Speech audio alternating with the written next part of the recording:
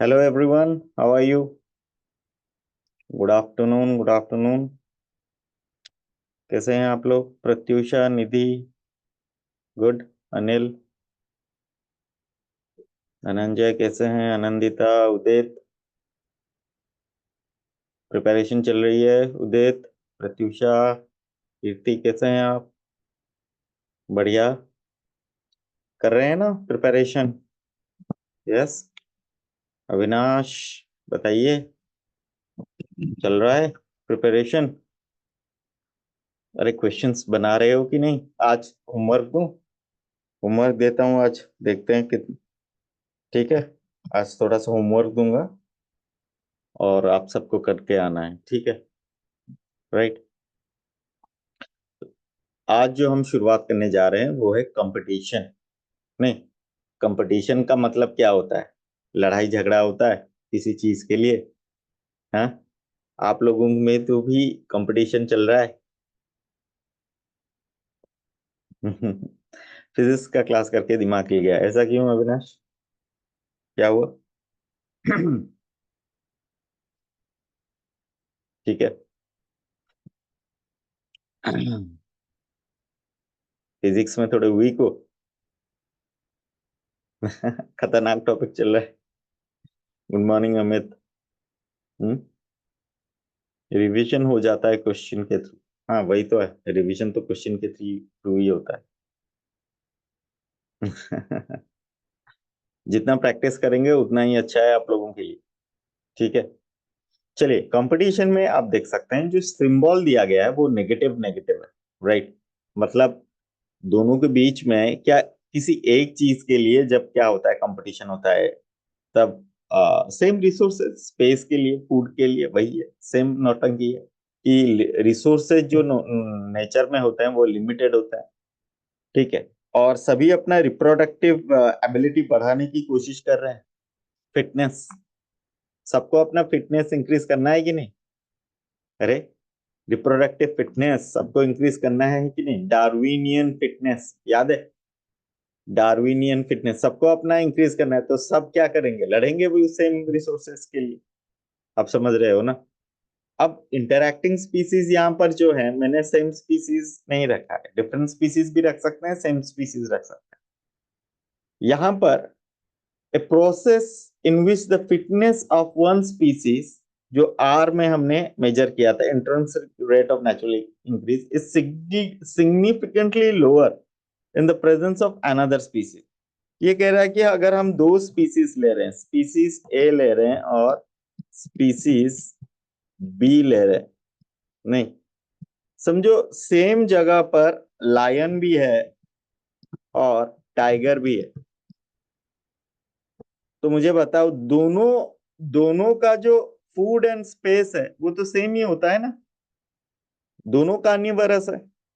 दोनों क्या होते हैं? दल में रहते हैं, अकेले तो नहीं रहते। उनका प्राइड होता है, लायन का प्राइड होता है। सुने हो कि नहीं? लायन का प्राइड होता है, एक झुंड में रहता है। टाइगर का खुद का अपना एक ग्रुप होता है। तो मुझे बताओ कि वो same resources for deer, for fox, wolf, उनको मारते हैं, तो सेम फूड के लिए इनके बीच में क्या होगा? लड़ाई होगा। टेरिटोरियल होते हैं कि नहीं? टेरिटोरियल, अपना टेरिटोरी का क्या करते हैं वो? झगड़ा करके उसको संभाल कर रखते हैं। तो फिर वही है, यहीं पर कंपटीशन आ जाएगा। और कंपटीशन में दो तरह के होते हैं, इंट्रा स्पेसिफिक। जब इंट्रा के बारे में आ जाएगा तो ये आ जाएगा सेम स्पीसीज, याद रखिएगा। तो फिर हो जाएगा इंट्रा स्पेसिफिक। अगर डिफरेंट स्पीसीज है, डिफरेंट स्पीसीज है तो फिर इंटर स्पेसिफिक। तो कंपटीशन दोनों में हो सकता है। खुद के ग्रुप में होता है, आपको पता है। लायन लायन लायन का ग्रुप होता है, एक लीडर होता है, पता है। और समझो कि कोई दूसरा लायन चाहता है कि वो ग्रुप का लीडर बने, तो पता है, जो मेन लीडर होता है उसके साथ क्या होता है? उसका लड़ाई होता है। आइदर ऑफ, कोई एक ही जीतेगा और उस प्राइड का वो फिर से लीडर बन जाएगा, तो उनके बीच में भी क्या होता है? टकराव होता है। जब लायन और लायन के बीच में टकराव होगा तब क्या होगा? कि सरदार कौन बनेगा? हाँ, सही कह रहे हो। जो सरदार बनेगा उसको रिप्रोडक्शन करने का चांस मिलेगा। पता है, जो सरदार बनता है प्राइड का, उसे ही हक है फीमेल चूज करने का। Yes, in the lion it occurs.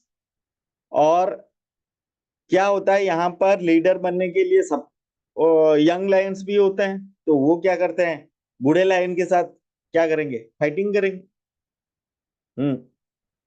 Yes.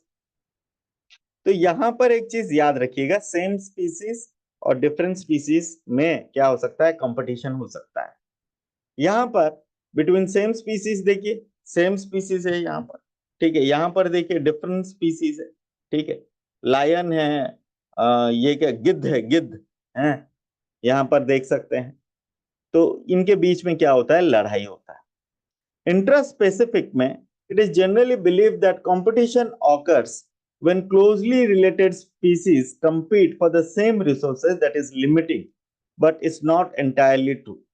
ये कह रहे हैं कि जनरली कंपटीशन ऑकर करता है closely related species.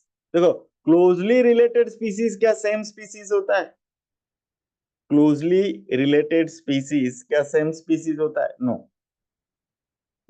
compete for the same resources are limiting। ये यहां पर इंट्रास्पेसिफिक के बारे में बात कर रहे हैं, but this is not entirely true. Resources is limiting, resources is abundant, इसके ऊपर हम बात करेंगे, ठीक है। Resources is limiting. तो क्लोजली रिलेटेड स्पीसीज के बीच में क्या होता है, सेम रिसोर्सेज लिमिटिंग अगर हो, ये कंप्लीटली ट्रू नहीं है, ठीक है। ये कंप्लीटली क्या है, ट्रू नहीं। रिसोर्स जब लिमिट होता है, totally unrelated species could also compete for the same resources। क्या unrelated species compete नहीं करेंगे for the same resources? yes। आपसे ये ध्यान रखिए, ठीक है। totally unrelated species could also compete for the same resources। पीछे की तरफ थोड़ा सा ध्यान देंगे, ये क्लोजली रिलेटेड स्पीसीज, ध्यान दीजिए, ये सेम स्पीसीज नहीं होता है, ठीक है। सेम स्पीसीज नहीं होता है। ये जैसे कि सेम जेनस को अगर बिलोंग करते हैं, सेम जेनस को, हाँ सेम जेनस को, अच्छा सेम जेनस को बहुत सारे बिलोंग करते हैं कि नहीं? क्लोजली रिलेटेड स्पीसीज जनरली हम क्या कहते हैं, सेम जेनस को, लायन, टाइगर, यस, लियोपार्ड। याद कीजिए, लायन, टाइगर, लियोपार्ड। नहीं, क्लोजली रिलेटेड, बिलीव्ड है कि कंपटीशन उनके बीच में होता है, compete for the same resources that are limiting, but it is not entirely। क्यों नहीं है? अनरिलेटेड स्पीसीज भी compete कर सकते हैं, मतलब यहां पर क्या हो जाएगा, completely different species, different species. पता है, लायन वुल्फ के बीच में हो सकता है लड़ाई, लायन फॉक्स के बीच में, लायन हाइना के बीच में। अकेला अगर लायन है तो झुंड में अगर आ रहे हैं वो क्या करेंगे, अटैक कर सकते हैं। पता है आपको, अटैक कर सकता है, कोई इशू नहीं है, क्योंकि वो दल में आते हैं। और अगर घेर लेंगे, अकेला लायन, अगर ग्रुप में लायन है, दो भी लायन है तो पिछाड़ देंगे।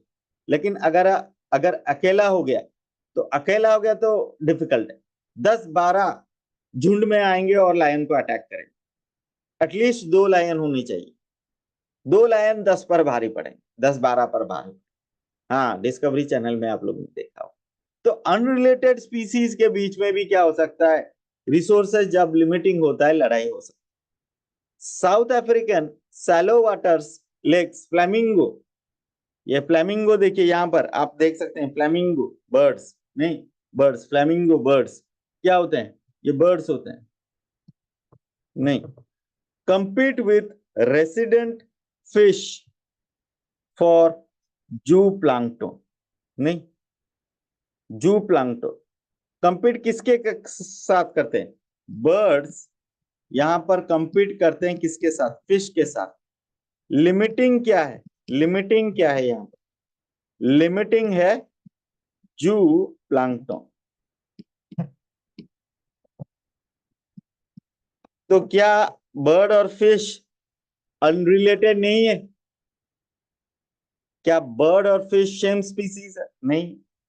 लिमिटिंग रिसोर्सेज जू प्लैंकटन के लिए इनका क्या हो रहा है, लड़ाई हो रहा है। ये वाला पॉइंट आपको याद रखना है, इंपॉर्टेंट है, राइट।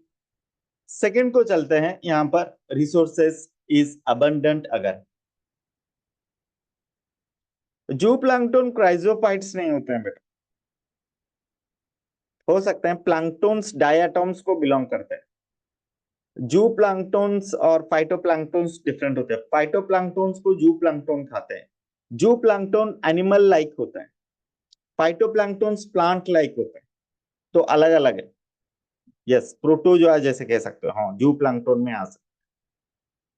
प्लैंकटन का मतलब जो फ्लोट करता है, प्लांटोन का मतलब ही क्या, फ्लोट करता है। दो टाइप के होते हैं, एक तो प्लांट लाइक होते हैं, एक एनिमल लाइक। जब रिसोर्सेस अबंडेंट होते हैं, हाँ वाटर में जो फ्लोट करते हैं उनको प्लांटोन कहते हैं, macroscopic. The feeding efficiency of one species might be reduced due to the interfering inhibitory presence of the other species even if food and space are abundant. देखो फीडिंग एफिशिएंसी के बारे में, एक स्पीसीज का रिड्यूस हो सकता है क्योंकि यहां पर इंटरफेयरिंग और इनहिबिटरी प्रेजेंस है किसी और स्पीसीज का। इसका भी एग्जांपल है कि फूड अवेलेबल है, स्पेस अवेलेबल है, फिर भी क्या होगा, competition. Resources need not be limiting for competition. Limiting होना जरूरी नहीं है कंपटीशन के लिए, ये जरूरी नहीं। क्यों? क्योंकि इंटरफेरेंस कंपटीशन भी हो सकता है, इनडायरेक्ट कंपटीशन भी हो सकता है, इंटरफेरेंस कंपटीशन। रिसोर्सेस क्या है यहां पर, resources are not limiting, limiting यहां पर लिमिटिंग नहीं। तो कौन सा फैक्टर काम कर रहा है, इंटरफेरेंस कंपटीशन। यस, यहां पर काम कर रहा है इंटरफेरेंस कंपटीशन, इंटरफियर हो रहा है नहीं। अब मुझे बताओ कि आपके अंकल लोग लाए आए हैं, ठीक है, आपके लिए कुछ प्रेजेंट्स लेकर आए हैं, कुछ चॉकलेट्स लेकर आए हैं, लेकिन मम्मी पापा हैं वहां, रिसोर्सेस आर अवेलेबल, लेकिन क्या आप अंकल आंटी से ले सकते हैं उसी टाइम पर, उसको वहीं पर खा सकते हैं, क्योंकि पेरेंट्स प्रेजेंट, पेरेंट्स, इंटरफेरेंस आ जाता है वर्ड, इंटरफेरेंस। आप समझ रहे हैं, आप आपके पास है resources, you have got the resources, but interference आ जाता, इंटरफेरेंस। आपके फादर खड़े हैं, फादर खड़े, डिसिप्लिन नहीं, ले नहीं सकते, बड़ों के इजाजत के बिना कुछ नहीं हो सकता, इंटरफेरेंस। अभी इंटरफेरेंस देखते हैं, ठीक है, इनडायरेक्ट कंपटीशन देखते हैं, ठीक है। अब यहां पर देखिए, दौड़ रहा है नहीं, और इसको खा रहा है। अब क्या हो रहा है, लायन आ रहे हैं, भाग जा, भाग गया, भाग गया। क्या हुआ, क्या ये इंटरफेरेंस कंपटीशन है? लायन ताकतवर है, यहां पर लियोपार्ड, चीता, ये सब क्या होंगे, लियोपार्ड या चीता ने क्या क्या हंट किया, लेकिन लियोपार्ड और चीता को पता है क्या वो लायन के साथ फाइट कर सकते हैं, एक लायन के साथ नहीं कर सकते। एक लोमड़ी और फॉक्स अगर किसी चीज को किल करते हैं, लायन आ जाता है, भाग जाते हैं, भाग जाते हैं। ये होता है इंटरफेरेंस कंपटीशन। ताकतवर कौन है, ताकतवर कौन है, कौन किसके प्रेजेंस से आपका इंटरफेरेंस कंपटीशन हो रहा है, ये आपको याद रखना, ठीक। Gause competitive exclusion principle, Gause competitive exclusion principle के बारे में बात करेंगे, चलिए। Two closely related species competing for the same resources, ये कह रहे हैं, गॉस कह रहे हैं कि closely related species competing for the same resources cannot coexist indefinitely, and the competitively inferior one will be eliminated eventually. ठीक है, आपके रूम में क्या हुआ? चॉकलेट है और बड़े भैया आ गए। ठीक है, क्लोजली रिलेटेड, बिग ब्रदर। नहीं, क्या वहां पर चॉकलेट के लिए लड़ाई होगा?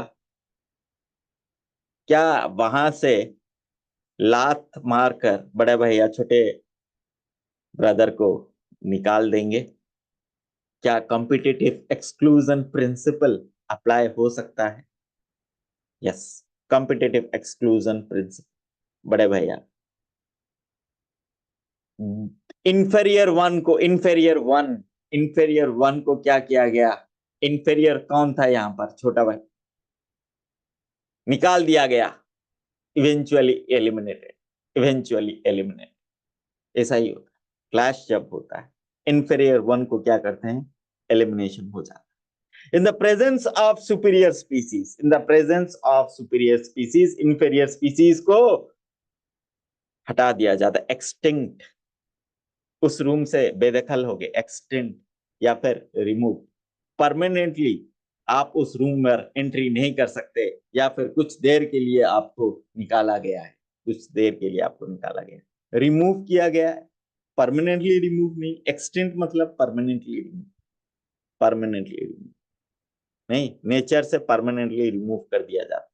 तो इसी बात पर हम बात करेंगे, एक्सटेंट के बारे में बात करेंगे और रिमूव के बारे में। एक्सटेंट का मतलब complete completely absent in the wild, या फिर आपके प्रोटेक्टेड एनवायरमेंट। अब ये स्पीसीज नहीं,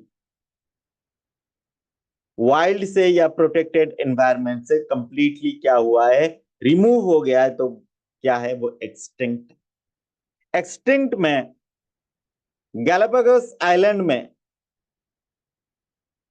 एल्मिंगडन टर्टल क्या हो गए? टॉर्टोइस रिमूव हो गए। एविंगडन टॉर्टोइस क्या हो गए? गैलापागोस आइलैंड में सारे चले गए। ऐसा क्यों? क्योंकि जो गोट था उसने क्या किया? तेजी से घास खा दिया। अरे, गोट जब आए गैलापागोस आइलैंड में तो क्या हुआ? उनका जो ब्राउजिंग कैपेसिटी है, क्या वो हाई है? क्या उनका ब्राउजिंग कैपेसिटी, खाने का जो स्पीड है वो हाई है? और झुंड में आते हैं, खा लिए एक जगह से। अब टॉर्टोइस जब पहुंचते हैं वहां पर घास ही नहीं है, फिर वहां से खाकर गोट दूसरे जगह चले गए, फिर वहां से घास खा लिया। टॉर्टोइस जब धीरे धीरे चलकर उस जगह को पहुंचे, तब वहां पर भी घास खत्म। अब मुझे बताओ, भुखमरी से क्या होगा? एबिंगडन टॉर्टोइस का हाल बुरा, खत्म। अरे, अगर फूड ही नहीं है, फूड है लेकिन वो खा नहीं सकते, क्योंकि ये जो गोट है चालाक है। वो एक एरिया साफ कर रहे हैं, दूसरे एरिया को जा रहे हैं, फिर उस जगह से साफ कर रहे हैं। अब इससे क्या हुआ? ये एक्सटेंट हो गया। तो सुपेरियर ने इंफीरियर को क्या किया? एलिमिनेट कर दिया, पूरा कंप्लीटली एलिमिनेट कर दिया। Abingdon tortoise and the goat in the Galapagos island, इनके बीच में ये वाला जो कंपटीशन है, गॉस एक्सक्लूजन प्रिंसिपल। एक्सक्लूजन मतलब पूरा हटा दिया, एक्सटेंड करवा दिया। रिमूव कैसे हो सकते हैं? कॉर्नेल्स एलिगेंट फील्ड एक्सपेरिमेंट। अगर आप कंपटीशन हटा रहे हैं, कभी ऐसा होता है कंपटीशन हट जाता है? कंपटीशन हट जाता है, कैसे कंपटीशन हट सकता है? अब मैं बता दूं। अब क्या है? ब्रदर है, सिस्टर है। समझो मेरी बात। ब्रदर है, सिस्टर। ब्रदर क्या कर रहा है कि वो चॉकलेट लेकर भाग गया। जब तक ब्रदर है, क्या होगा? वो सुपीरियर रहेगा, सिस्टर को चॉकलेट खाना ही नहीं देगा। ठीक है, अब क्या हो रहा है? फादर ने आकर ब्रदर को क्या किया? मुक्का मारकर हटा दिया। अब मुझे बताओ, चॉकलेट जो पड़े हैं, कौन लेगा? सिस्टर ले जाएगी। कंपटीशन ही हटा दिया।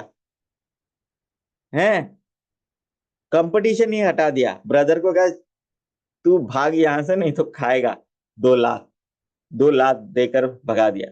अब क्या हुआ, डॉटर, हाँ आपकी बहन जो है सारा चॉकलेट हथियाली।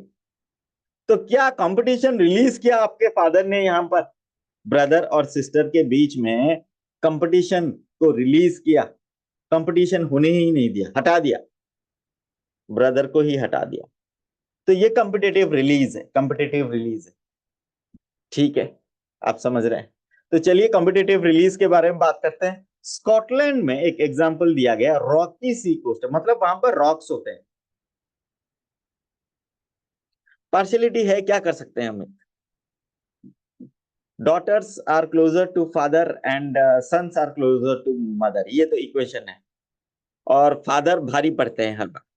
अब क्या कर सकते हैं, यही जिंदगी, इसको मान लो, इसको कुछ नहीं हो सकता इसका, ठीक है, समझ में आ रहा है। Competitive release, competitive release, Scotland में सी कोस्ट में सैंड भी हो सकता है, मुझे बताओ, सी कोस्ट में बालू हो सकता है, ये सैंड हो सकता है, रॉक्स भी हो सकते हैं, रॉक्स हो सकते हैं, बताइए। यस, किसी किसी सी कोस्ट में रॉक्स भी होते हैं, तो रॉकी सी कोस्ट, यहां पर रॉकी सी कोस्ट है। यहां पर होते हैं बार्नाकल्स, बताइए, बार्नाकल्स आपको पता है कि नहीं, आपको मैंने डायग्राम दिखाया था, वो शेल की तरह दिखाई देते हैं, छोटे छोटे शेल की तरह दिखाई देते हैं बार्नाकल्स, नहीं, उनका शेल होता है। आपने व्हेल में देखा था बार्नाकल्स अटैच कर जाते हैं व्हेल को, हाँ, और बार्नाकल्स क्या करते हैं, व्हेल के साथ मूव करते हैं तो उनको फूड मिल जाता है। लेकिन कभी कभी सी कोस्ट के रॉक्स में भी अटैच होते हैं क्या बार्नाकल्स, ये रॉक्स को क्या ये बार्नाकल्स क्या करते हैं, अटैच करते हैं, अटैच करते हैं।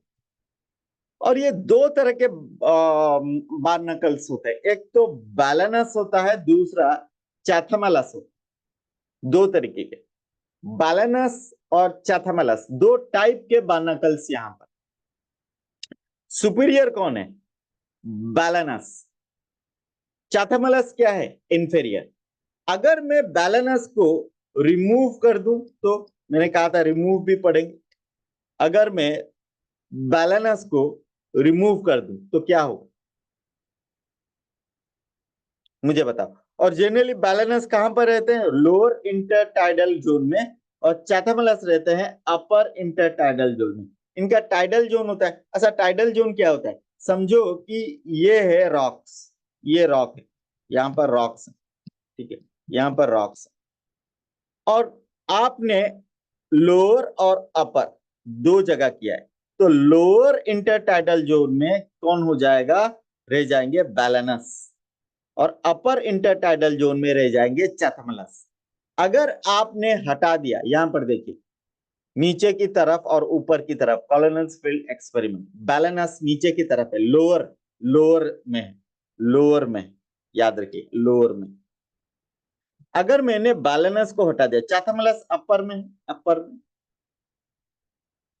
तो क्या होगा, पूरा जगह कौन ऑक्युपाई करेगा, अगर मैंने बैलेनस को रिमूव कर दिया, अगर मैंने बैलेनस बैलेनस को रिमूव कर दिया, देखिए कंपटीशन रिलीज हो गया, इसे कहते हैं कंपिटेटिव रिलीज, याद रखिए इसे कहते हैं कंपिटेटिव रिलीज।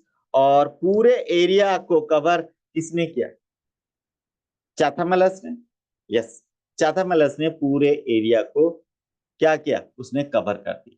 तो मुझे बताइए, कंपटीशन रिलीज दो चीजें हो सकती है, एक तो कंपिटेटिव रिलीज रिमूव कर सकते हैं सुपीरियर स्पीसीज को, इंफीरियर स्पीसीज ऑक्युपाई कर जाएगा, या फिर और एक हमने पढ़ा था वहां पर एक्सटिंक्ट हो जाते हैं, अगर सुपीरियर स्पीसीज एबिलिटी ज्यादा है, इंफीरियर स्पीसीज एबिलिटी कम है, वो हटा देते हैं। तो दो चीजें आप याद रखिए।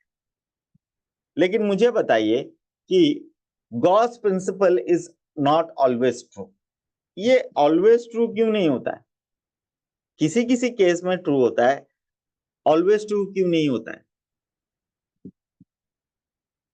क्योंकि ये जो प्रिंसिपल है, Gause competitive exclusion principle, may be true if resources are limiting. जब रिसोर्सेज लिमिटिंग होते हैं क्या तभी ये ट्रू होता है, कि competitive superior species competitive inferior species को हटा देते हैं, ये कब होता है? जब लिमिटिंग होता है, जब रिसोर्सेज लिमिटिंग ना हो। Species facing competition might evolve mechanism that promote coexistence then exclusion. यहां पर रिसोर्स क्या करेंगे, वो पार्टीशन कर देंगे कि ये वाला हिस्सा तेरा है, ये वाला हिस्सा मेरा है, तो पार्टीशन करके नहीं, पार्टीशन करके क्या कर सकते हैं, को एग्जिस्ट कर सकते हैं। हर वक्त लड़ाई करके मरने में क्या फायदा है, मुझे बताओ। हर बार लड़ाई करके मरने में क्या फायदा है? कभी कभी क्या करना चाहिए, को एग्जिस्टेंस करना चाहिए। हर बार एक्सक्लूजन काम नहीं आता है, को एग्जिस्टेंस। ठीक है, नॉट नेसेसरी टू फाइट। जैसे आप में होता है, नहीं, आपको आपके घर में रूम्स होते हैं, तो बहन को एक रूम दिया जाता है, भाई को एक रूम दिया जाता है। अगर एक ही रूम है तो बीच में कहा जाता है कि ये बेड तेरा, ये बेड मेरा, बीच में एक लाइन ड्रॉ किया जाता है, उस तरफ का सेल्फ तेरा, इस तरफ का सेल्फ मेरा। तो वहां पर क्या हो जाता है, एक ही रूम में दीवार लग जाती है और पार्टीशन, पार्टीशन। क्लियर है? तो यही लक्ष्मण रेखा डाला जाता है, लक्ष्मण रेखा डाला जाता है, नहीं। तो यहां पर इसी को को एग्जिस्टेंस भी हो सकता है देन एक्सक्लूजन। तो Gause is not always true, gross principles resource partitioning में। If the two species compete for the same resources, they could avoid competition by choosing, for instance, different times of feeding। मतलब time, तू 2 बजे आ जा, तू 4 बजे आ जा, तू शाम को आ जा, तू रात को आ जा। तो time of feeding, different foraging pattern या फिर डिफरेंट फॉरेजिंग पैटर्न। जैसा MacArthur experiment on warbler birds. ये जो वाबलर बर्ड्स होते हैं ना, वो ट्री में डिफरेंट एरिया में रहते हैं, डिफरेंट पार्ट से अपना फूड कलेक्ट करते हैं। ये देखो, मैक ऑथर एक्सपेरिमेंट में अब वाबलर स्पीसीज के बारे में, फीडिंग टाइम, फीडिंग एरिया या फीडिंग पैटर्न। अब फीडिंग पैटर्न क्या है, कोई फ्रूट खा रहा है, कोई फ्लावर खा रहा है, कोई पेटल खा रहा है, कोई फ्लोरल फ्लावर बर्ड खा रहा है, कोई सीड खा रहा है। तो ये होगा फीडिंग पैटर्न हो गया। फीडिंग एरिया भी हो सकता है।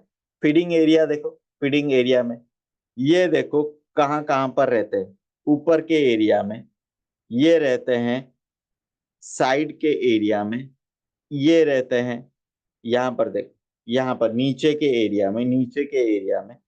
ठीक है, अब ये देखो थोड़े से साइड नीचे के एरिया में ये कहाँ पर रहते हैं, इस तरह से मिडिल में रहते हैं।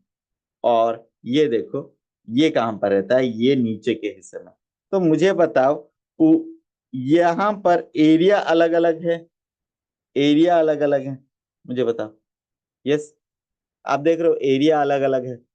यहां पर केप में वाबलर, ब्लैक बुर्नियन वाबलर, ब्लैक थ्रोटेड ग्रीन वाबलर, बे ब्रेस्टेड वाबलर, मैचल वाबलर।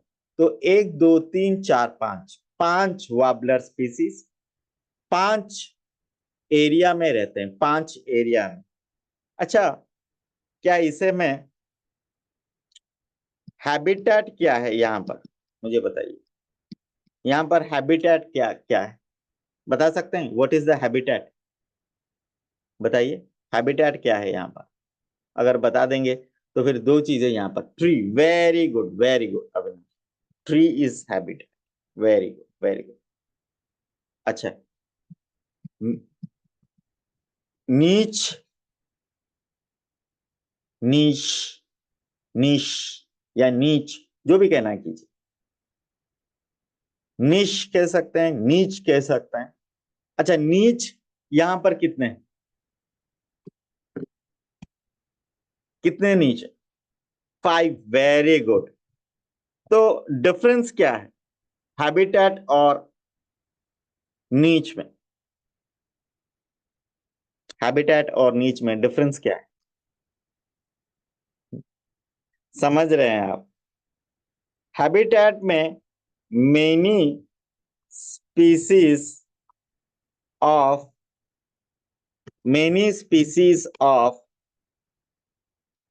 वैबलर।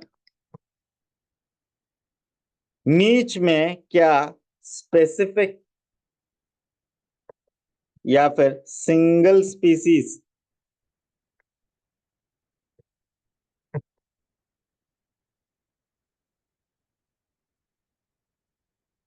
अरे ये 1 2 3 4 5 5 टाइप्स ऑफ वैबलर स्पीसीज है यहां पर। नहीं, कितने नीच है? 5 नीच है। तो 5 नीच में 5 टाइप के वैबलर रहेंगे, तो हर नीच में एक सिंगल स्पीसीज ही तो रहेगा। हैबिटेट और नीच में डिफरेंस समझ में आया? क्योंकि 5 नीच जो है ये स्पेसिफिक हैं, स्पेसिफिक एरिया में रहते हैं। Area in A habitat, in A habitat, specific area in A habitat रहते, ये याद रखिए। क्या मैं क्लियर हूं? यस। तो आपको यहां पर मैंने दो कॉन्सेप्ट फिर सिखा दिया आपको। एक तो मैंने हैबिटेट आपको सिखा दिया, एक तो मैंने निश आपको सिखा दिया। नहीं, हैबिटेट और निश बहुत इंपॉर्टेंट कॉन्सेप्ट है ये वैबलर बर्ड्स ही हमें समझाते हैं मैकआर्थर एक्सपेरिमेंट में। अच्छा, क्या ये फंक्शनल रोल भी डिफाइन करता है? फंक्शनल रोल, सभी बर्ड्स का रोल सेम है क्या? वो different part of the trees में रहते हैं, तो क्या इनका सबका फंक्शनल रोल सेम है? नहीं, सबका फंक्शनल रोल यहां पर क्या होगा? इकोलॉजी, इकोसिस्टम की तरफ डिफरेंट ही होगा। नहीं, उनका फूड टाइप भी अलग हो सकते हैं, उनका रहने का ठिकाना अलग है, तो फंक्शनल रोल भी क्या है यहां पर डिफरेंट है। तो नीश में फंक्शनल रोल डिफाइन होता है, एक पर्टिकुलर स्पीसीज का फंक्शनल रोल डिफाइन होता है।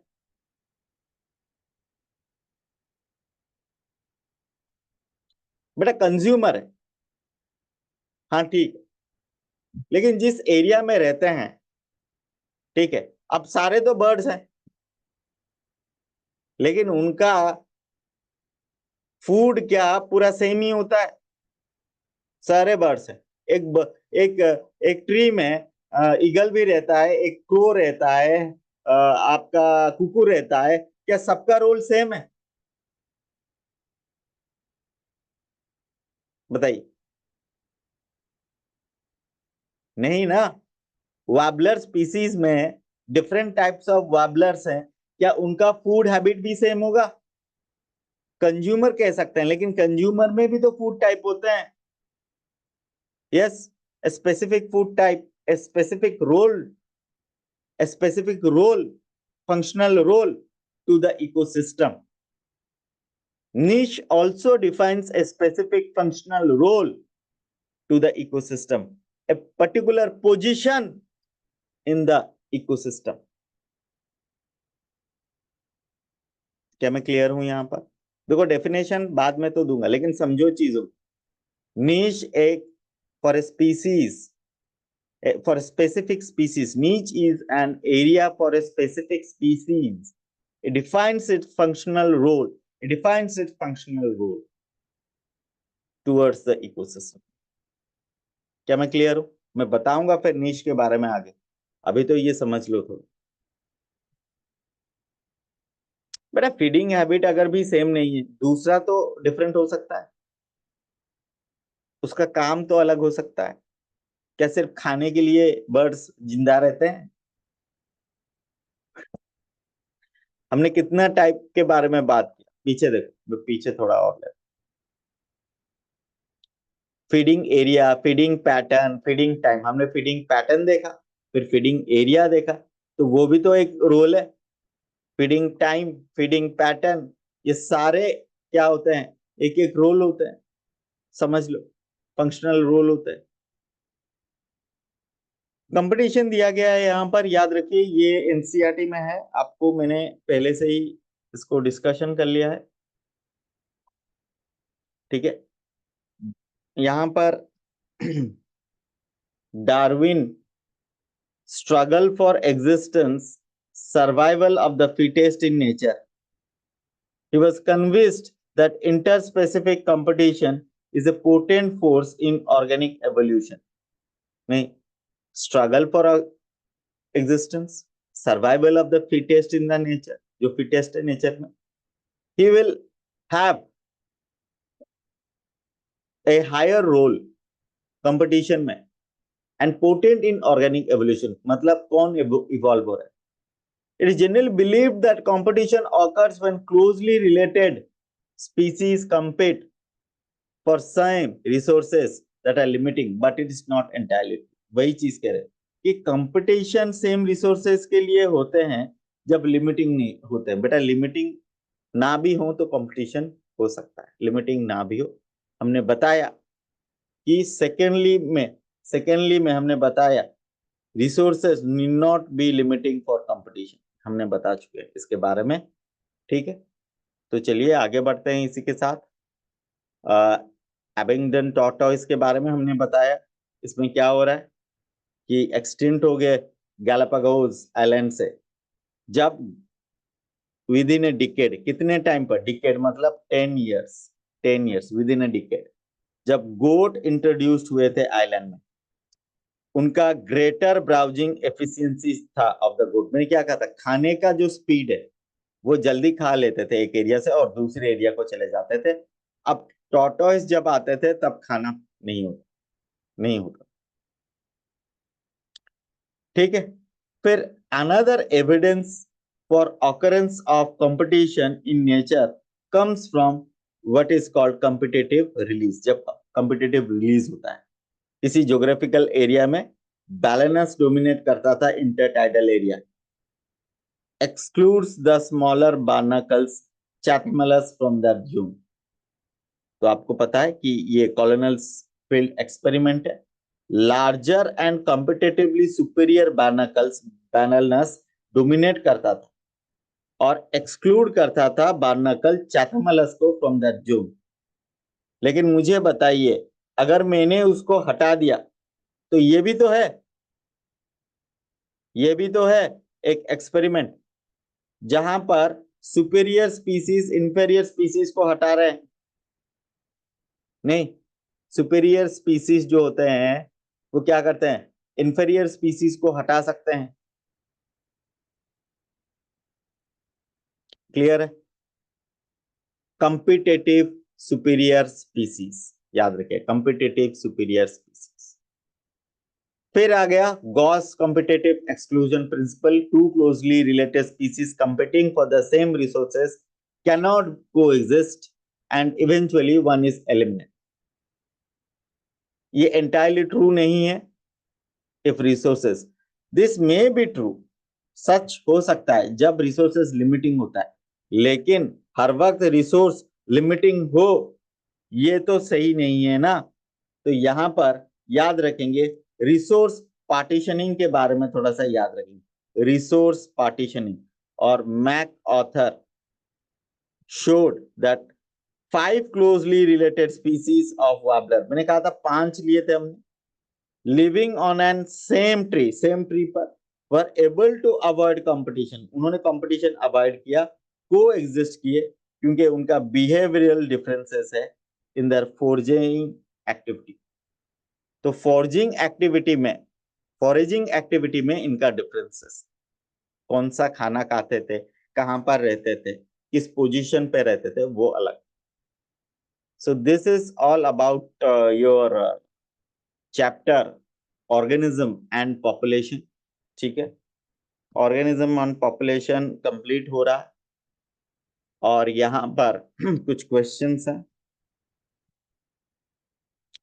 Which of the following is an example of co-evolution? बताइए, co-evolution।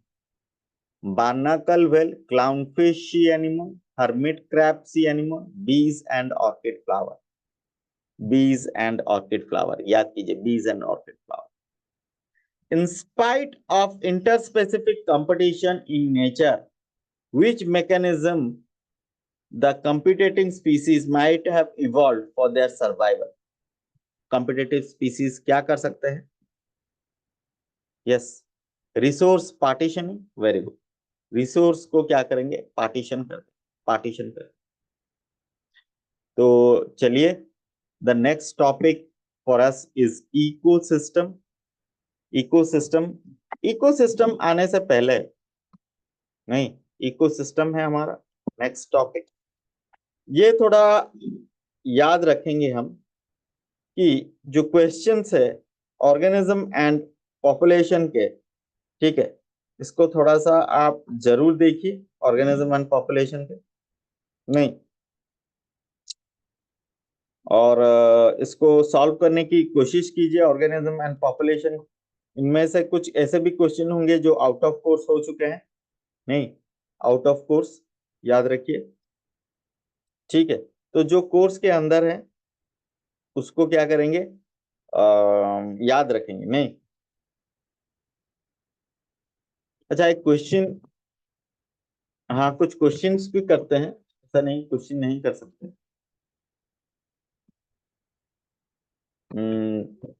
अच्छा, a country has a high number of reproductive individual than pre-reproductive individual. What is the correct about the population? क्या correct होगा? Reproductive ज्यादा है, pre reproductive कम। Yes, तो population क्या होगा? क्या वो एक्सपैंडिंग होगा, क्या वो डिक्लाइनिंग होगा, क्या वो स्टेबल होगा, या फिर प्रेडिक्टेड डिक्लाइनिंग होगा? वेरी, ठीक है।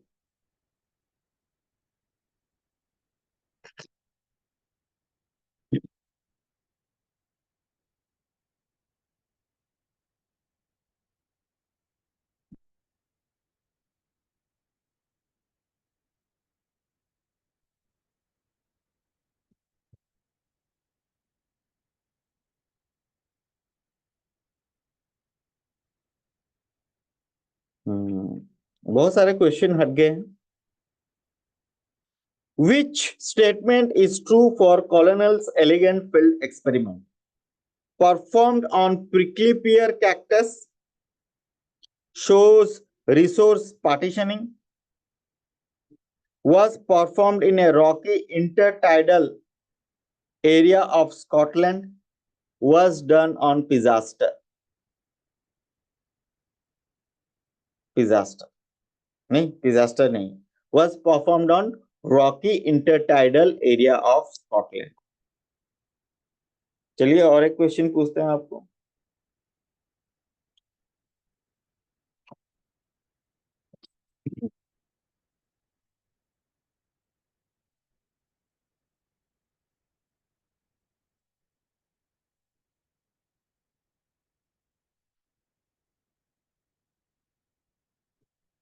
सेडेंटरी सी एनिमोन के बारे में तो आपको मैंने डिस्कशन कर ही लिया था। Asymptote in a logistic growth curve is obtained when? Asymptote. Asymptote क्या होना चाहिए?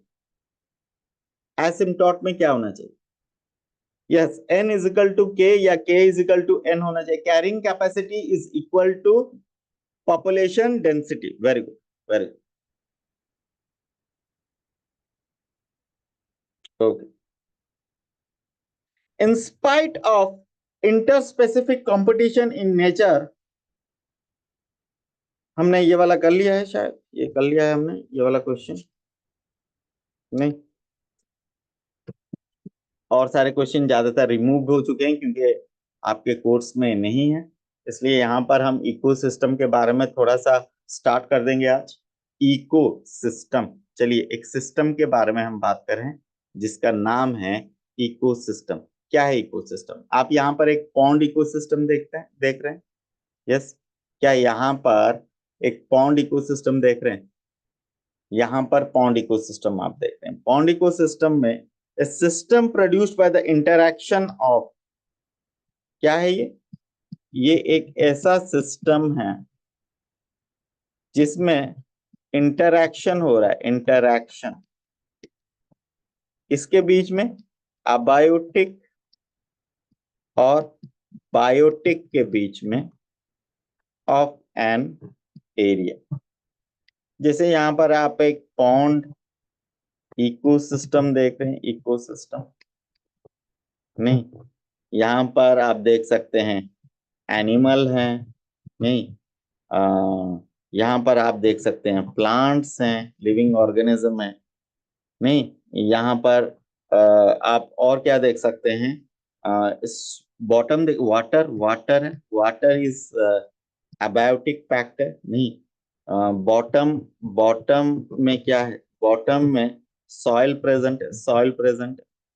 तो ये अबायोटिक और बायोटिक का एक मिलन है।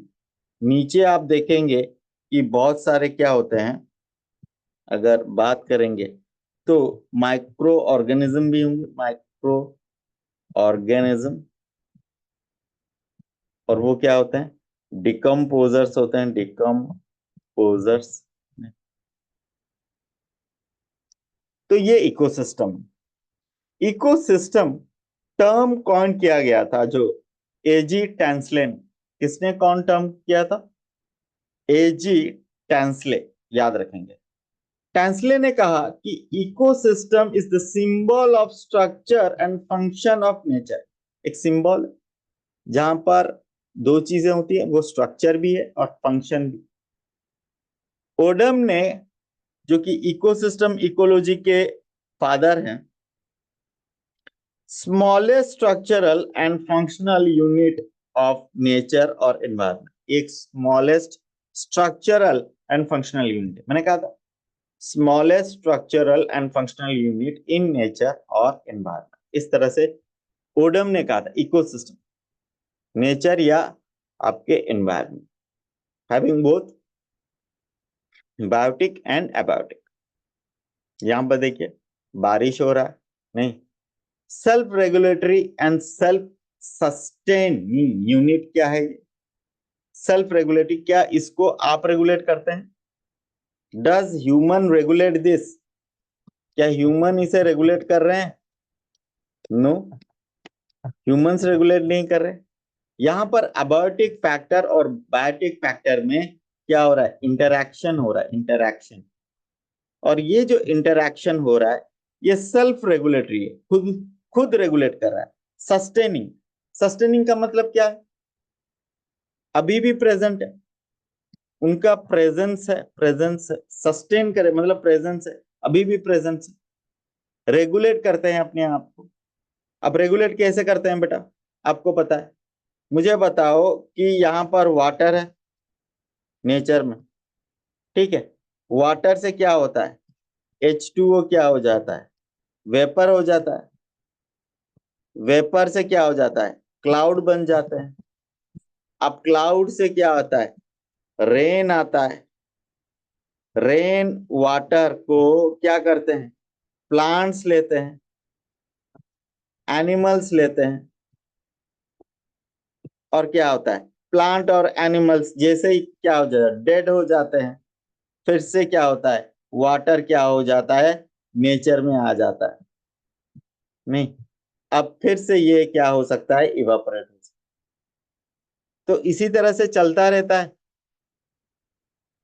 क्या कोई रुकावट है, क्या ये सेल्फ रेगुलेटरी नहीं है, क्या उसको आप रेगुलेट कर रहे हैं, अपने आप ही रेगुलेट होता है। आपके जितने बायोजियो केमिकल, नहीं, साइकिल है, इस तरह से ही होते हैं, नाइट्रोजन साइकिल, कार्बन साइकिल, नहीं, ऐसे ही होते हैं, सेल्फ सस्टेनिंग है, अपने आप को सस्टेन कर सकता है, एक बैलेंस बनाया हुआ है, बैलेंस बनाया हुआ। Open for energy and biomass, यहां पर देखिए मैं क्या कह रहा हूं, ये है open for energy and biomass, ये खुला हुआ सिस्टम है या क्लोज सिस्टम, ये खुला हुआ सिस्टम है, ये क्लोज नहीं है, क्या ये बंद है, क्या किसी चीज से ये बंद है, नहीं, ये इट इज ओपन सिस्टम, याद रखिए, ओपन सिस्टम जहां पर एनर्जी फ्लो करता है, बायोमास भी फ्लो करता है, यस, क्या यहाँ पर एनर्जी बायोमास फ्लो करता है कि नहीं? फ्लो करते हैं। एनर्जी और बायोमास के फॉर्म में क्या होता है, from one trophic level to another trophic level, क्या ये फ्लो करते रहते हैं? जैसे कि अगर आप प्लांट ले रहे हैं पहले, तो फिर कौन आ जाएंगे? प्लांट प्रोड्यूसर होते हैं। इनको अगर डियर खा रहा है, तो डियर को कौन खा सकता है? टाइगर खा सकता है? नहीं। क्या ये फ्लो कर रहा है? Yes, the energy will flow, the biomass will be added. नहीं, न्यूट्रिएंट फ्लो भी होता है और आपका एनर्जी फ्लो भी होता है, आपका बायोमास लेवल भी चेंज होता है। तो open for energy and biomass.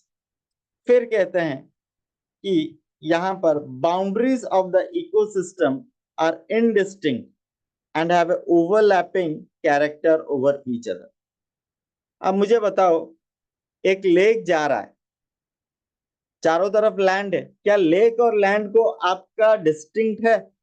Land और वाटर को क्या आप डिस्टिंक्टली सेपरेट कर सकते हो, या फिर वो लैंड एंड वाटर ओवरलैपिंग होते हैं? बताइए। लैंड, एक रिवर फ्लो कर रहा है फॉरेस्ट के थ्रू, एक लेक फ्लो कर रहा है, या फिर एक वाटर बॉडी है वहां पर, वो ओवरलैपिंग होते हैं। आप कंप्लीटली इसको क्या नहीं कर सकते, सेपरेट नहीं कर सकते इकोसिस्टम को। One ecosystem can not be completely separated from another ecosystem, वो ओवरलैपिंग होते हैं, इसे याद रखें। कैरेक्टरिस्टिक्स ऑफ इकोसिस्टम में ध्यान दीजिएगा, इकोसिस्टम में भी लार्ज, जैसे ओशन इकोसिस्टम बहुत ही बड़ा होता है। इकोसिस्टम में भी स्मॉल, जैसे सिंगल ड्रॉप ऑफ वाटर में बी एन इकोसिस्टम। कैसे बेटा? एक सिंगल ड्रॉप ऑफ वाटर में अबायोटिक कंपोनेंट क्या है? अबायोटिक क्या है? अबायोटिक, अबायोटिक वाटर है। और बायोटिक क्या है वहां पर? माइक्रो ऑर्गेनिज्म, माइक्रो ऑर्गेनिज्म नहीं, जैसे कि बैक्टीरिया हो सकता है। तो a single drop of water can be also a ecosystem, जिनमें अबायोटिक और बायोटिक फैक्टर होते हैं। ठीक है। तो कैरेक्टरिस्टिक्स इकोसिस्टम में, इकोसिस्टम में भी परमानेंट, परमानेंट हो सकते हैं, जैसे tropical rain forest, tropical rain forest, yes tropical rain forest, tropical rain forest. अब ये ट्रॉपिकल रेन फॉरेस्ट जो है, वो तो क्या है, परमानेंट है। हटा रहे, हटाने के लिए आप हटा रहे हैं, आप हटा सकते हैं, लेकिन वो परमानेंट, इजीली डैमेज नहीं होता है। ठीक। इकोसिस्टम में भी टेम्पोरेरी, टेम्पोरेरी कौन है? क्रॉपलैंड। आप जो खेतों में धान, गेहूं, व्हीट, राइस आप उगाते हो, क्या वो परमानेंट है? वो एनुअल प्लांट्स होते हैं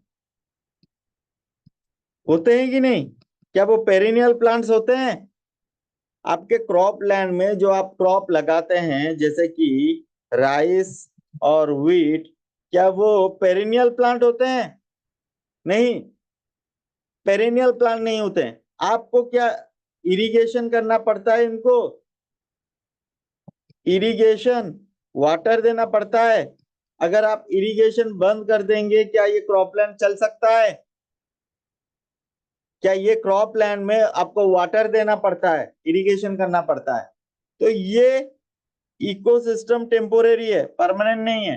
परमानेंट तो ट्रॉपिकल रेन फॉरेस्ट जैसा, जहां पर पेरेनियल प्लांट्स प्रेजेंट है, वहां पर एनिमल्स प्रेजेंट है, बाइनियल प्लांट्स प्रेजेंट है। तो वो है, वो एक सस्टेनेबल है, ये सस्टेनेबल नहीं है। आपके cropland is not sustainable, because you have to provide nutrition, fertiliser, water, irrigation, ये सब करना पड़ेगा। क्लियर है? इकोसिस्टम टेम्पोरेरी हो सकता है। आर्टिफिशियल, बेटा एक एक्वेरियम, क्या आर्टिफिशियल इकोसिस्टम है? क्या एक क्रॉप लैंड आर्टिफिशियल सिस्टम है? टेम्पोरेरी बोल सकते हैं, थोड़ा सा पौधे हैं, जमीन है, इसलिए तो आर्टिफिशियल में आएंगे। आपके crop field, garden, green house, poly house, हैं। एक्वाटिक में aquarium, pond for PC culture, ये तो आर्टिफिशियल है ना, वही तो बता रहे हैं अविनाश कि वो नेचुरल नहीं है। वो इकोसिस्टम जो आपने बनाया है वो आर्टिफिशियल है। और सेल्फ सस्टेनिंग क्या है ये? Is it artificial ecosystem is self sustaining? No. क्या वो सेल्फ रेगुलेटरी हो सकता है? No. Self sustaining self regulatory नहीं होता है, याद रखें। नेचुरल जो होते हैं वो क्या होते हैं? सेल्फ सस्टेनिंग और सेल्फ रेगुलेटरी होते हैं, याद रखें। ट्रीज, फॉरेस्ट, डेजर्ट, एक्वाटिक में फ्रेश वाटर में आ जाएंगे आपके लेंटिक, stagnant water, lotic, moving, lake, pond, river, stream, ocean, ये सारे आपके नेचुरल में। किसमें है? नेचुरल में। तो दो तरह के आप देख रहे हैं, एक तो आर्टिफिशियल देख सकते हैं, एक नेचुरल देख सकते हैं। आर्टिफिशियल में जैसे crop field, garden, green house, poly house, इनको आपको मेंटेन करना पड़ता है, सेल्फ सस्टेनिंग नहीं होते हैं। क्रॉप फील्ड में पानी देना पड़ता है, फर्टिलाइजर देना पड़ता है, 1 साल के बाद उनको हटाकर फिर से सीड डालना होता है। नहीं, तो ये सेल्फ सस्टेनिंग और रेगुलेटरी नहीं होता है in case of artificial, whereas natural is self sustaining and self regulating ecosystem। ठीक है, तो यहां पर दिया गया है कुछ एग्जाम्पल, और यहां पर इकोसिस्टम को बता रहे हैं कि can be visualised as a functional unit of nature. मैंने कहा था एक फंक्शनल यूनिट ऑफ नेचर है, where living organism interact among themselves and also with the surrounding physical environment। मैंने क्या इसे स्मॉलेस्ट यूनिट या बेसिक यूनिट कहा है या फंक्शनल यूनिट कहा है? बताइए, क्या मैं यहाँ पर स्मॉलेस्ट यूनिट कह रहा हूँ, बेसिक यूनिट कह रहा हूँ? नहीं, मैं क्या कह रहा हूँ? फंक्शनल यूनिट कह रहा हूँ। फंक्शनल यूनिट मैंने पहले भी बताया था। Ecosystem varies greatly in size from small pond, large forest, AC. ठीक है, many ecologists regard the entire biosphere as a global ecosystem, as a composite of all local ecosystem on earth. Since this system is too much big and complex to be studied at one time, it is convenient to divide into two basic categories, namely terrestrial and aquatic। मैंने ये भी कहा था कि आपका जो biosphere है वो क्या है? एक ग्लोबल इकोसिस्टम है। सारे लोकल इकोसिस्टम क्या हैं ये? इनमें इंक्लूडेड है। लेकिन ये बहुत ही, ये जो बायोस्फीयर अगर ग्लोबल इकोसिस्टम ले, ये बहुत ही क्या है? बिग है, कॉम्प्लेक्स भी है, कैन नॉट बी स्टडीड, इसको पढ़ा नहीं जा सकता इजिली एट ए टाइम। तो इसलिए हमने क्या किया है? We have divided ecosystem into two types. एक तो टेरेस्ट्रियल, आपको पता है टेरेस्ट्रियल का मतलब क्या होता है? लैंड। और दूसरा एक्वाटिक, और एक्वाटिक का मतलब आपको पता है, एक्वाटिक का मतलब है वाटर। एक्वाटिक का मतलब है वाटर। ठीक है, crop field and an aquarium may also be considered man made ecosystem. यहां पर एक चीज याद रखिएगा, जो क्रॉप फील्ड है और एक्वेरियम है, ये मैन मेड इकोसिस्टम होता है। ठीक है, कौन से इकोसिस्टम होते हैं? Man made. Forest, grassland, desert, ये सब टेरेस्ट्रियल है। Pond, lake, wetland, river, estuary नहीं। अच्छा, एस्टोरियस क्या होते हैं? वहां पर जो एस्टोरियस होते हैं ना, जहां पर सी और फ्रेश वाटर और सी वाटर मिक्स होते हैं एस्टोरिया में, याद है? फ्रेश वाटर और सी वाटर जब मिक्स होते हैं उसे क्या कहते हैं? एस्टोरिया कहते हैं। डेल्टाटिक रीजन कहते हैं? चिली का लेक डेल्टाटिक रीजन।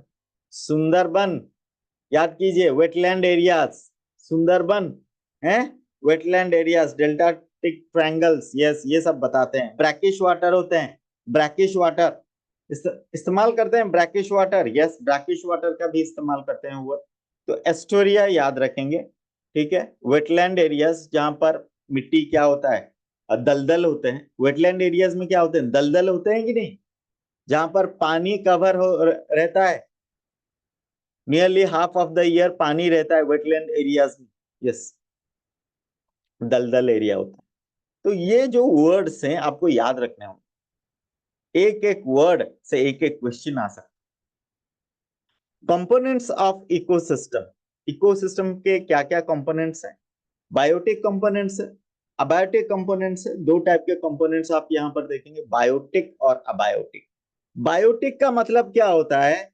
बायोटिक लिविंग होता है, याद रखेंगे, बायोटिक का मतलब होता है लिविंग, लिविंग है, याद रखेंगे। प्रोड्यूसर्स होते हैं, कंज्यूमर्स होते हैं, नहीं बायोटिक में प्रोड्यूसर्स और कंज्यूमर्स। क्या सिर्फ प्रोड्यूसर्स और कंज्यूमर्स होते हैं बायोटिक में? क्या डिकम्पोजर्स नहीं होते हैं?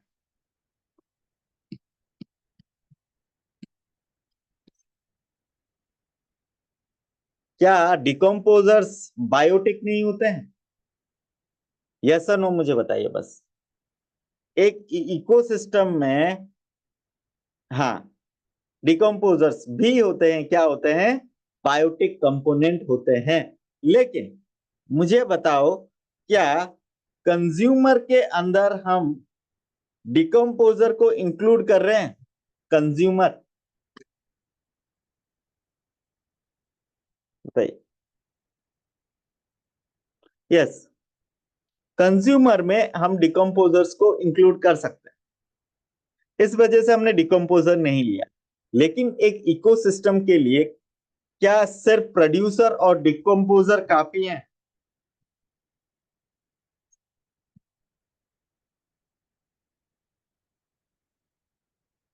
क्या प्रोड्यूसर और माइक्रो कंज्यूमर काफी हैं?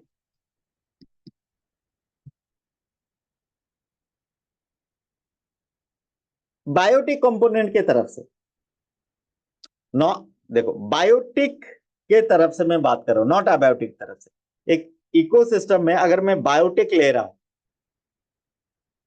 हमें क्या माइक्रो कंज्यूमर्स की जरूरत है? देखो, कंज्यूमर्स भी दो तरह के होते हैं, एक माइक्रो होते हैं, एक माक्रो होता है बेटा। माइक्रो में कौन आएंगे? क्या माइक्रो में डिकम्पोजर्स आते हैं? यही तो बताना चाहता हूं। डिकम्पोजर्स को माइक्रो कंज्यूमर कहते हैं। ये समझिए बात को, यहीं पर ही समझ जाएंगे तो आगे आपको डिफिकल्टी नहीं होगी। प्रोड्यूसर्स और कंज्यूमर में सारे कंज्यूमर की जरूरत नहीं होती, ओनली माइक्रो कंज्यूमर्स, जिसे हम क्या कहते हैं? Decomposers, the micro consumers. क्या मैं क्लियर हूं? यस, आपको समझ में आ गया मुझे लगता है कि कंज्यूमर का जो बात था कि माइक्रो हैं और मैक्रो हैं, माइक्रो कंज्यूमर्स को हम क्या कहते हैं? डिकम्पोजर्स कहते हैं। अबायोटिक में टेम्परेचर आ गया, वाटर, फिर लाइट, सॉइल और एयर, ये सारे आए, ठीक है। कंपोनेंट्स ऑफ इकोसिस्टम में बायोटिक और अबायोटिक कंपोनेंट्स के बारे में हमने बात कर लिया है। कंपोनेंट्स ऑफ इकोसिस्टम, क्या मैं क्लियर हूं? यस, कोई डाउट है इसमें? कंपोनेंट्स ऑफ इकोसिस्टम में बायोटिक और अबायोटिक में? बेटा लाइट ले रहे हैं तो सनलाइट आ जाएगा, लाइट ले रहे हैं ना बेटा, तो सनलाइट क्या इंक्लूडेड नहीं होगा उसमें? सनलाइट भी इंक्लूडेड हो जाएगा ना लाइट के अंदर, नहीं? यस, सनलाइट भी इंक्लूडेड हो जाएगा, सही। प्रोड्यूसर्स के बारे में हम बात कर रहे हैं। प्रोड्यूसर्स में फोटो ऑटोट्रॉफ्स होते हैं। फोटो ऑटोट्रॉफ्स में टेरेस्ट्रियल और एक्वाटिक, ध्यान दीजिए, टेरेस्ट्रियल और एक्वाटिक दो टाइप यहां पर हम बात करें। टेरेस्ट्रियल में क्या है? ग्रीन प्लांट्स मोस्टली हैं। ग्रीन प्लांट्स बेसिकली किस में है? टेरेस्ट्रियल में है। और एक्वाटिक में फाइटोप्लैंक्टन होते हैं। हम सिर्फ फोटो ऑटोट्रॉप्स के बारे में बात करें। फोटो का मतलब energy, energy source, source of energy. Source of energy क्या है? जिनका लाइट है उनको ही हम क्या फोटो ऑटोट्रॉप्स कहते हैं। ऑटोट्रॉप्स का मतलब क्या है? कैन प्रिपेयर ओन फूड, जो अपना खुद खाना बना सकते। तो प्रोड्यूसर्स में फोटो ऑटोट्रॉप्स की अहमियत बहुत ज्यादा है। अगर टेरेस्ट्रियल लैंड के बारे में अगर हम बात करेंगे तो ग्रीन प्लांट्स, जो ग्रीन कलर के प्लांट्स होते हैं ना, वो होते हैं बेसिकली प्रोड्यूसर्स। लेकिन अगर एक्वाटिक के बारे में फाइटोप्लैंक्टन्स नहीं, जैसे डायटम्स होते हैं। अरे चीफ प्रोड्यूसर्स, चीफ प्रोड्यूसर्स कौन है? किनको कहा गया है? मुझे बताया क्या डायटम्स को चीफ प्रोड्यूसर्स कहा गया है? हाँ, ये फाइटोप्लैंक्टन्स होते हैं। यस, चीफ प्रोड्यूसर्स होते हैं। ये क्या होते हैं? चीफ प्रोड्यूसर्स, याद रखें। तो green plants, yes, algae are not aquatic producers. Yes बेटा, एल्जी भी होते हैं, लेकिन क्वांटिटी में कौन ज्यादा होता है? अगर बात करें क्वांटिटी में कौन ज्यादा होता है? फाइटोप्लैंक्टन्स ही होंगे ना, फाइटोप्लैंक्टन्स। Yes, phytoplanktons. आप समझ रहे हैं चीफ प्रोड्यूसर कहा जाता है? आप समझ रहे हो? ज्यादातर फाइटोप्लैंक्टन्स होते हैं। Energy inducer of ecosystem, transducers और कन्वर्टर्स नहीं, या फिर एसेंशियल कंपोनेंट ऑफ इकोसिस्टम। देखिए, एनर्जी इंट्रोड्यूसर मतलब एनर्जी को इकोसिस्टम ला कौन रहा है? लाइट से केमिकल फॉर्म में कौन ला रहा है? आपके ये ऑटोट्रॉप्स, ऑटोट्रॉप्स ला रहे हैं, इंट्रोड्यूस कर रहे हैं, इंट्रोड्यूस कर रहे हैं, इंट्रोड्यूस कर रहे हैं। ट्रांसड्यूसर्स और कन्वर्टर्स लाइट से केमिकल को कन्वर्ट कर रहे हैं नहीं। एसेंशियल कंपोनेंट ऑफ इकोसिस्टम, क्या प्रोड्यूसर के बिना इकोसिस्टम चल सकता है? मुझे बताइए, क्या प्रोड्यूसर के बिना इकोसिस्टम चल सकता है? No, without producers the ecosystem can not survive. The first and foremost thing that is required for the ecosystem is producers. अगर प्रोड्यूसर्स हैं तो फिर कंज्यूमर सर्वाइव करेंगे। विदाउट प्रोड्यूसर्स क्या कंज्यूमर सर्वाइव कर सकते हैं? No, without producers the consumers can not survive. याद रखेंगे। तो प्रोड्यूसर्स की जरूरत है। प्रोड्यूसर्स में फोटोसिंथेटिक होते हैं, केमोसिंथेटिक होते हैं। इनका सोर्स ऑफ एनर्जी क्या है? लाइट है। एनर्जी सोर्स, एनर्जी कहां से लेते हैं? लाइट। इनका सोर्स ऑफ एनर्जी क्या है? एनर्जी क्या है? केमिकल्स है। और ये केमिकल्स इनऑर्गेनिक होते हैं। इनऑर्गेनिक, याद रखिएगा, ऑर्गेनिक नहीं। ये केमिकल्स जो होते हैं वो क्या होते हैं? इनऑर्गेनिक होते हैं। क्या होते हैं? इनऑर्गेनिक। अब देखिए, लाइट, फोटोसिंथेसिस हो रहा है नहीं, फोटो मीन्स लाइट, फोटो का मतलब ही लाइट है। फूड प्रोडक्शन हो रहा है। और यहां पर केमोसिंथेटिक, ये देखिए, ये डार्क में है। डार्क में क्या इनके पास लाइट है? नहीं, परपेचुअल डार्कनेस। यहां पर भी ये फूड बना सकते हैं नहीं, क्योंकि ये कन्वर्ट कर रहे हैं केमिकल को। केमिकल को कन्वर्ट करके क्या ये फूड प्रिपेयर करते हैं? यस, केमिकल को, ये लाइट को यूटिलाइज करके फूड प्रिपेयर करते हैं। ये केमिकल को कन्वर्ट करके फूड प्रिपेयर। ट्रांसड्यूसर मतलब जो चेंज कर रहा है, ट्रांसफर कर रहा है। ट्रांसड्यूसर ट्रांसफर कर रहा है एक से दूसरे को, लाइट को केमिकल को। ट्रांसड्यूसर ट्रांसफॉर्म करने वाला को ट्रांसड्यूसर कहते हैं। ठीक है, क्लियर है? तो डार्क में भी क्या हो रहा है? केमोसिंथेटिक, केमिकल, केमिकल जो इनऑर्गेनिक मटेरियल है उनसे अगर, जैसे आपको पता है जो हाइड्रोजन सल्फाइड होते हैं, नहीं सल्फर बैक्टीरिया होते हैं, purple sulphur bacteria, green sulphur bacteria होते हैं, जो क्या कर सकते हैं, बैक्टीरिया ऐसे भी होते हैं जो कन्वर्ट करते हैं, नहीं केमिकल है। लेकिन सल्फर बैक्टीरिया में भी आपको देखना पड़ेगा कि वो लाइट यूज कर रहे हैं या केमिकल यूज कर रहे हैं, वो इंपॉर्टेंट, उसके बारे में भी डिस्कशन होगा। आज यहां तक रुकते हैं, चलिए नेक्स्ट क्लास मिलते हैं। Bye everyone, have a good day. Yes, bye.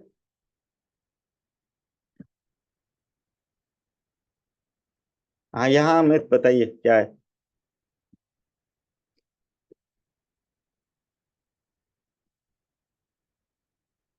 Suhasini, Dhananjay, bye everyone, Kirti, Anandita, Avinash, bye. Sir ecological succession syllabus में है क्या? नहीं है अमित, नहीं है इकोलॉजिकल सक्सेशन सिलेबस में, नहीं है। इकोलॉजिकल सक्सेशन हटा दिया गया है। यस, ओके, चलिए बाय।